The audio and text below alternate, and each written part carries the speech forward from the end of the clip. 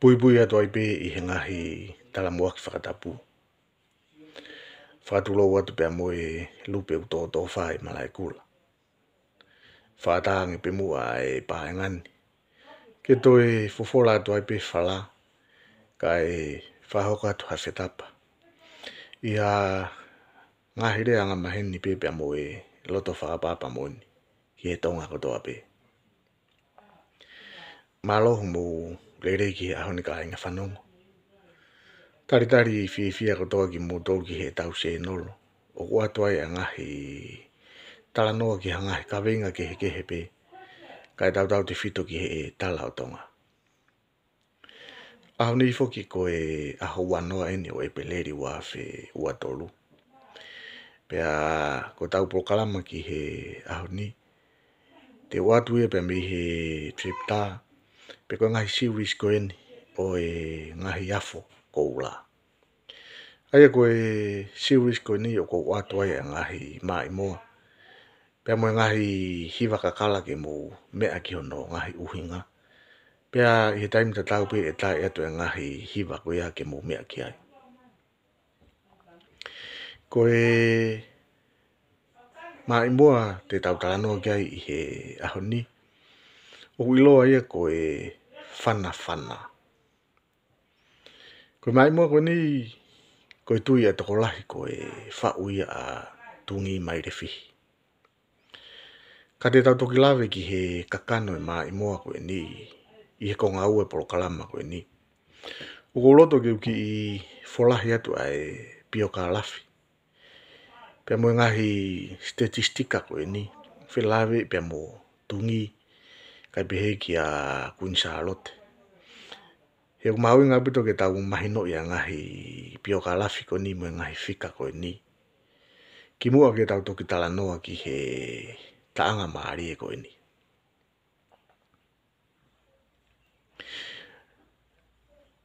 Nai whaere a tungi mai re fihi I he aha ulake o November. Taha walu. Pea I aha tātolo maas taha hiwa no noa. Na e alo iai a Charlotte. Aia na e iloa ko Queen Charlotte. Ko wāmama a koe ni a tungi mai re fihi pia mo Charlotte. Na wāmama o ki a e tau e taha. Pia mo e mahina e whaa. Aia ko taimi koe na e whaere iai pe na e alo iai a Queen Charlotte. Ko osi tau taha mahina whaa. A tungi mai re fihi ia. Ko tau tahiwa o September tahiwa taha fitu. Na e taane ai a Charlotte. Pia mo tungi mai re fihi. Ko na taane ko ni na e tau taha fitu a Charlotte. Ka e tau a walu a tungi mai re fihi. Ahonima o e peleri taha hiwa taha walu. Ko e official teiti ia. Na e whakanofo ai a Charlotte. Ki he talo ni. Pena e whakanofo ai a Charlotte. Ko e tui o tonga. Aia na e whanofo a Charlotte ko e tui o tonga. Ko e ne tau taha walu ia. Kana e toki whakahoko a e ne coronation I he a taha o katopa. Taha hiwa taha walu waipe. Ko aho anoa siulai taha hiwa whakataha. Ko aho ia na e pekia ai a tungi mai re fihi. Na pekia a tungi mai re fihi ko ne tau ni maua ia. Aia ko pekia ko ni a tungi mai re fihi I he tau tahiwa whataha. Ko e tau whataha ia a Queen Charlotte.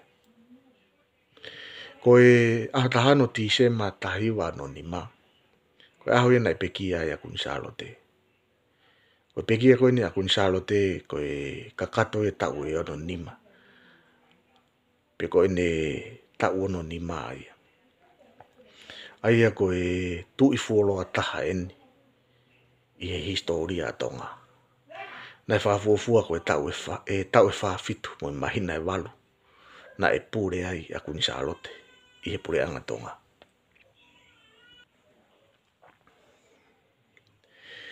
Ka tau whoki mai ki he taanga ko e ni. Ko tanga foki ko ni ko e whana. Penai whanga maari ke u talanoa pe mo e tangata iki maki. Pea ko e whamatala ko e maki. Nai pe he maki ko e whau ko ni ko e whau atungi mai re fihi. Pea whawhau pita whakau uia. Ka koutu iau na e iai kaunga lahi a unga afuha mango ki he whau ko ni. Pea ka pau te tau eke hono uhinga. Ko hae uhinga ko upehe ai na e kaunga a unga afuha mango ki he whau ko ni. Ko taha ene ngahi uhinga. Na e wao fia upito a unga afuha mango pia motungi mai re fihi. Pena hea upi ki taime taha na e nofu whakataha ai a unga pia motungi mai re fihi. I mua. Pea kai ke ngata pe ai na e osifa a talanoa pe a tungi mai re fihi ia. Pea mo unga afuha mango pia nārea.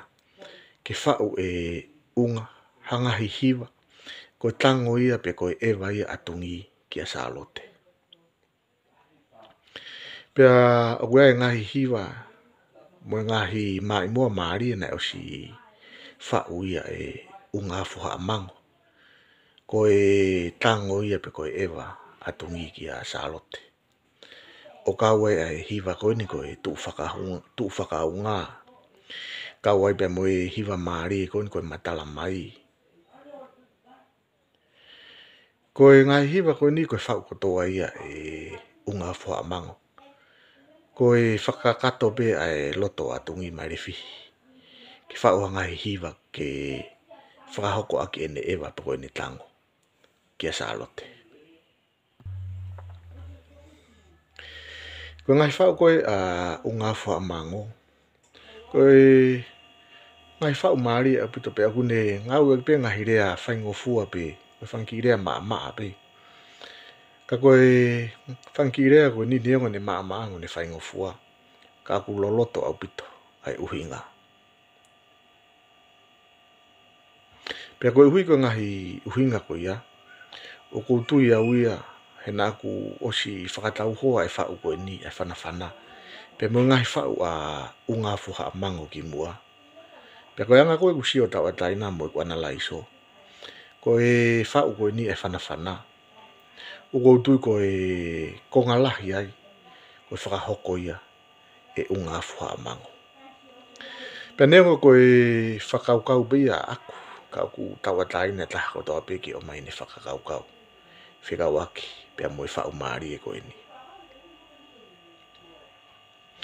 Ko whana whatatau ki whakamatala ai maki.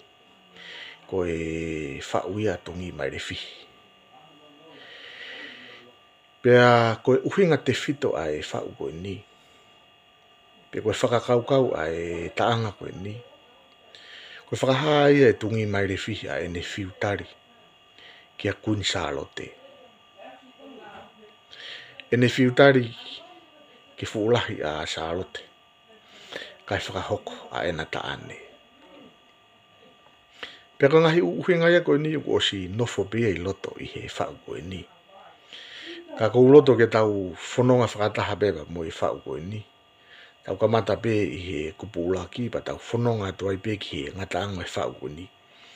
Eo koutu i tene hulu i mai e ia ai uhinga te whito ai whau koe ni. Ko e kupulaki ai taanga koe ni o fu whakapunake au pito. Pea koe laine ulaki e kupeheni ia. Tō ai hahau ki he kakala. Maari e pito ai kamataanga ai whau koe ni. E ko taimi hengi. Ko taimi e whai ai tori ai whine mātua.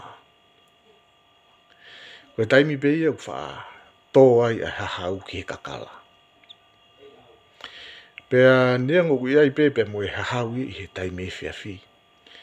Ka koutu iau o ku uhinga e laine ia koe ni ki he hahau he taimi pongpongi. He ka hau whanau ea. E taaki he hahau e pongi pongi.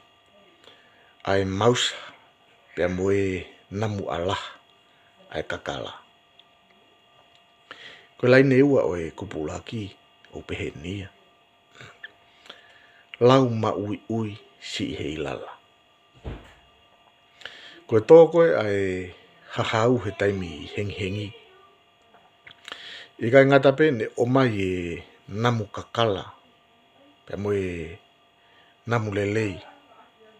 Ka ku toi tokonia ke toi lau ma ui ui ai matala i kakala.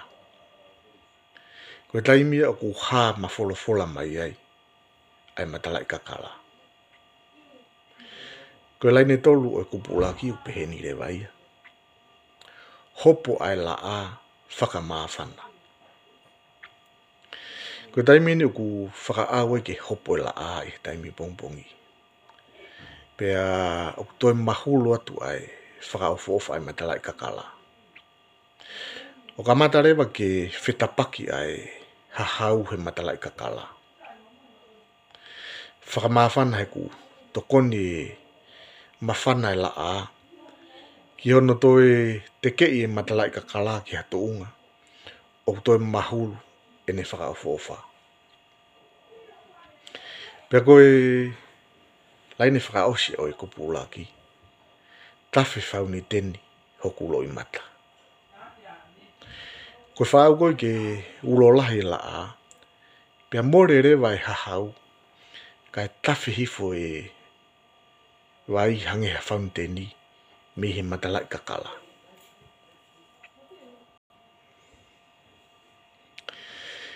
Ko no mai e ngahi whakafoofa koe ni o natula ke whakahoa ki a salote. O koutui o ku lawe ai puna ke ki he physical appearance mo e tuunga eiki o salote. O ka mata pepe me hono alo i o au ki ene kei talamuka. Pe ko ene kei eiki si i.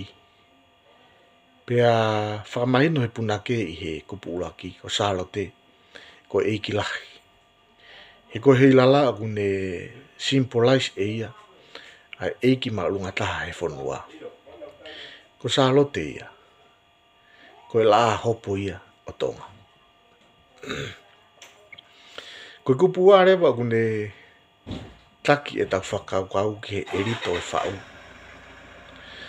Aia ko erito e whau o ku nofo ia i he tau. Ka uhanga he kupua taki tau tō. Ki he erito e whau. Aia ku nofo ia i he tau. Pea ku beheni rewa e kupua ia. Ko e lai ne ulaki e kupua. Ne hangepe si a whanawhana. Ka pau o ku iai ha mea e whanawhana mai ki a kita. O ku uhinga ia. O ku wana iki mai e whanawhana ko ia. O hange o ku mama o. O ikai ke fu mahino. Ai mea o ku whanawhana mai. Ko lai ne ua rewa e kupua o pehenia. Lupeni me he kolo kakala. Na e huinga pe lai ne e koe ni kia salote. Pero lai ne tolu rewa o pehenia. Pe koha talanoa o ku poto. Koha talanoa o ku poto. O ku ihinga ia ko haa ngongo lelei. Pe o ku whai a manake lelei ki ai.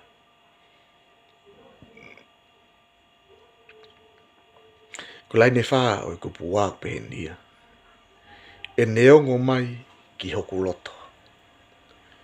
Aia koe o ngongo lelei ko ia.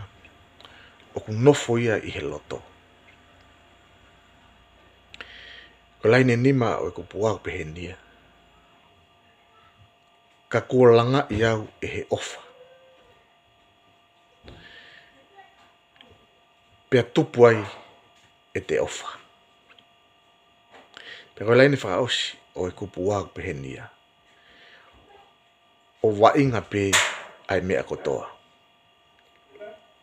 Koe huinga e lai ne koe ni. Taimi o ku hulutu ai e ofa. Pea kau kotoa tu pea mo whakau kau. Loto pea mo ata mai. He amanaki ki he mea na whanawhana mai. Ai ana ulawe ki ai. I he laini ulaki e kupua.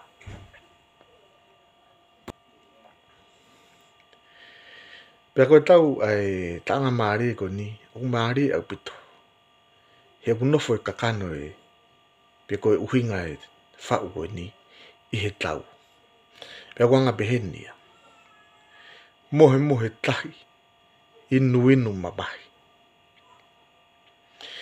Koe kuonga mua. Oa mapiki kuonga o kunsalote. Nai lahi nofo mai ai hatu iki kau wai. Ai o nau hanga mai beki mua. I he aho ko ia. Pea koe whakana una ueni ai punake. Whakana una ueni a tungi mai refi. Tokua ku mohe mohe tahi. Kakau atu ai whakakau kau atungi. Pea mei mua ki kau wai. A alo atu ene whakaamu. I tahi. Pea koe whakaamu koe ni. Koe ne whakaamu ia ke wawe mai hataimi.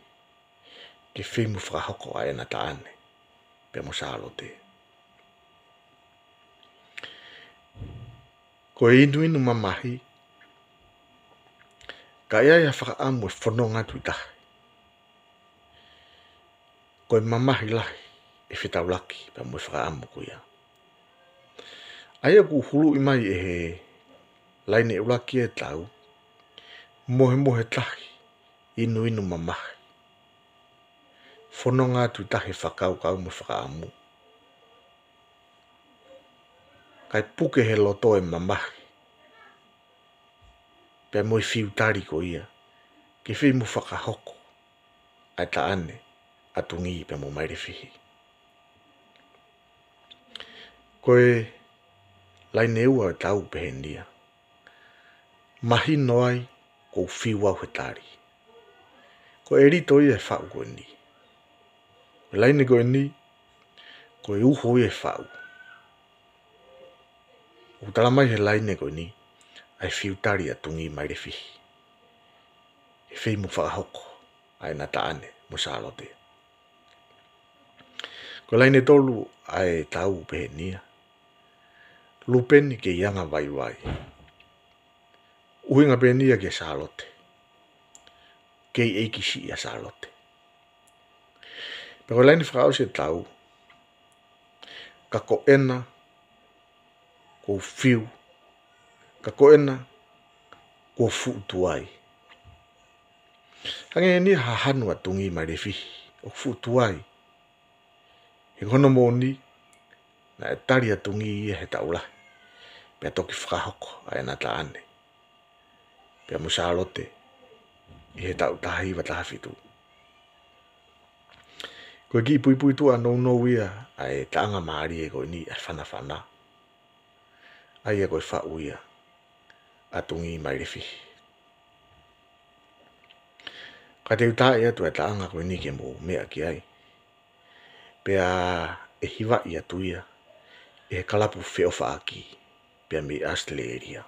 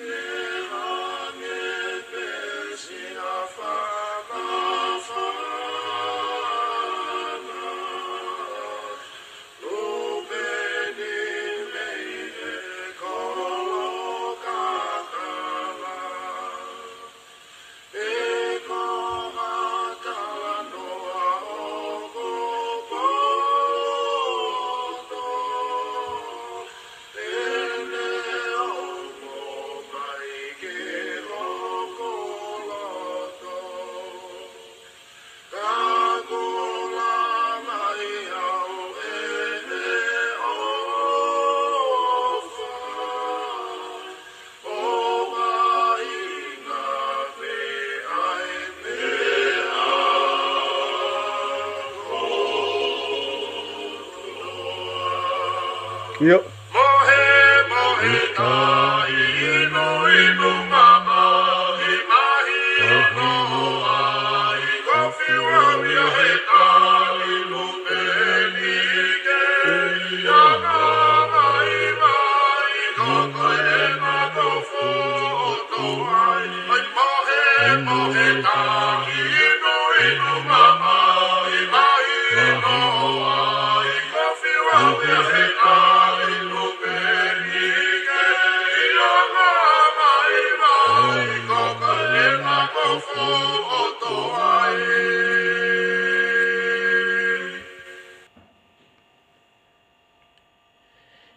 Koe whanawhana ia na e hiwa ia tuia e he kalapu whiawhaaki pe me Australia. Koe whau ia a tungi mai rewhihi. Ko ngā tanga i pēr tau proklama pe moe ngahi a whakora ki he ahoni. Pe a ko amanaki pe na mo whiwhia i he fo i a whakora na tau tāno ki ai. Whao si ai proklama ko ni o ko kore whamore more atu ka pana e tō a whakauhinga ki tua. Kai he taimina tau pe e hoko hoko no atu ai ngahi maa i mua pe moe ngahi whau maari pe mi he se nolo ko ni ke mo mea ki ai. Whawhi atu ai pe ki mo tō ke mo subscribe mai ke se nolo ko ni. I hoko hoko no atu ngahi tāno maari e ko ia me se nolo ko ni. Ka tau vete mua ki he ahoni. Rewe rewa e whetapa tua whātu.